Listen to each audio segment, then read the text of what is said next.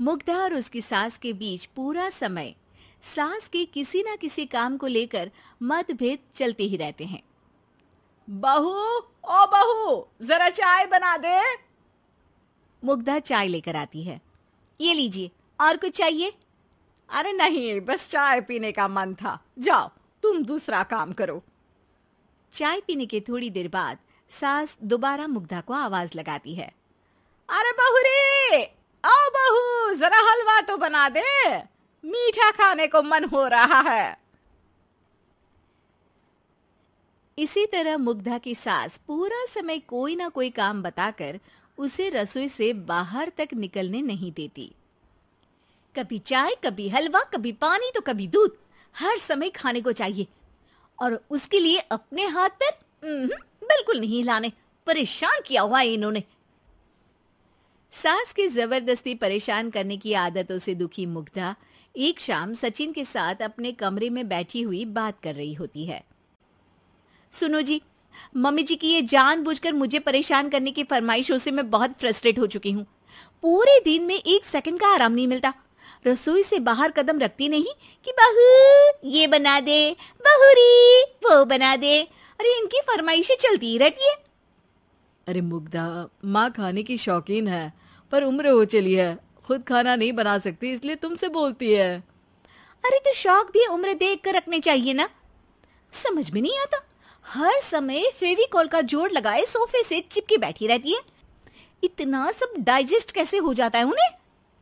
अरे तुम मेरी माँ से इतनी नफरत कैसे कर सकती हो?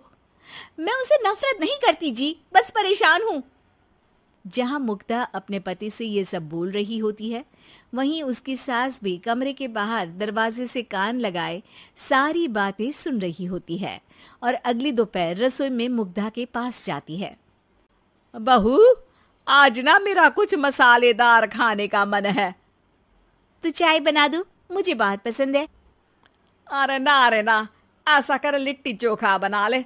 और हाँ, जितना मसाला बातों में मिलाकर पति को सुनाती हो ना, सब्जी में भी वैसे ही डाला करो, खाना स्वादिष्ट बनेगा।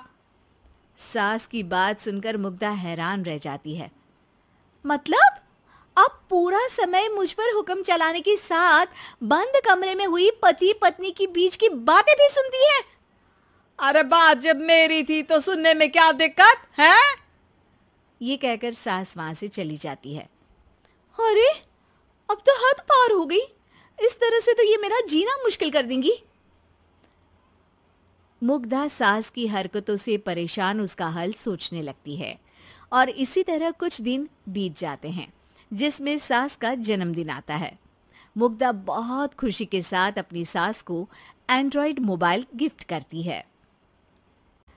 मम्मी, आपको सबसे बात करने के लिए बहुत दिक्कत होती है ना, कभी सचिन तो कभी मुझे बोलना पड़ता है, पर इस मोबाइल से आपको कोई दिक्कत नहीं होगी। एक जगह बैठे बैठे बहुत कुछ कर सकती हैं अब आप। मोबाइल देख सासू माँ खुश हो जाती है, पर उसे इस्तेमाल करना तो आता नहीं, इसलिए साइड में रख देती है। जिसे देख मुग्धा घर का सारा काम छोड़ मोबाइल सेट कर सास को इस्तेमाल करना सिखाने लगती है, जिसके बाद अब सास पूरा समय मोबाइल में ही लगी रहती है। हाय, जब से मम्मी को मोबाइल मिला है मेरी लाइफ में कितनी शांति आई है। अच्छा है, इसी तरह बिजी रहे तो मैं भी सुकून की जिंदगी जी पाऊंगी। अब मुग्धा जब मन करे काम करना, जैसा चाहे वैसा खाना बनाकर खाना, पूरा समय रिलैक्स और खुश रहने लगती है। क्या बात है, आजकल तुम बहुत चहक रही हो। अरे मम्मी जी से छुटकारा जो मिला है, अब ना फरमाइशें ना छुप छुप कर बातें सुनना। अच्छा, तो मोबाइल गिफ्ट करने की ये स्कीम थी। इसी तरह दिन बीतते हैं और अब मोबाइल पर लगी सास फरमाइशों की जगह सवालों के लिए बहू को आवाजें लगाना शुरू कर देती है। अरे बहू सुन तो, देख जरा किसी का फोन क्यों नहीं मिल रहा?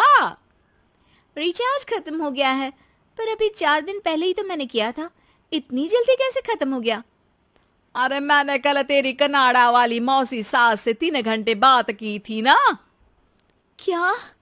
इतना महंगा तो मोबाइल भी नहीं आया जितना महंगा इसका रिचार्ज पड़ रहा है।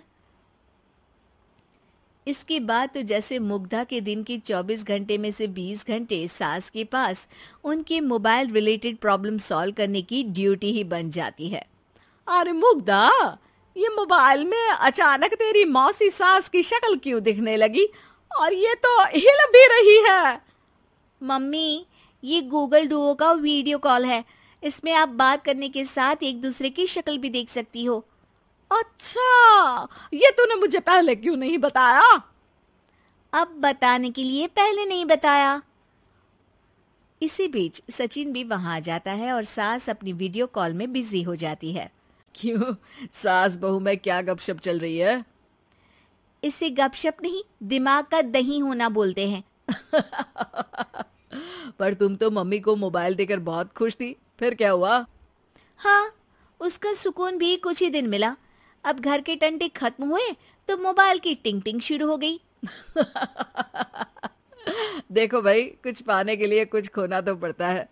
आखिर तुमने मोबाइल अपने फायदे के लिए ही तो दिया है, तो फिर सवालों के जवाब भी देने पड़ेंगे, क्योंकि जब तक उनके हाथ में ये फुंथरू रहेगा, तुम्हारी लाइफ में प्राइवेसी और सुकून रहेंगे। कहने का मतलब है अगर इससे प्यार बढ़े तो दाग अच्छे हैं।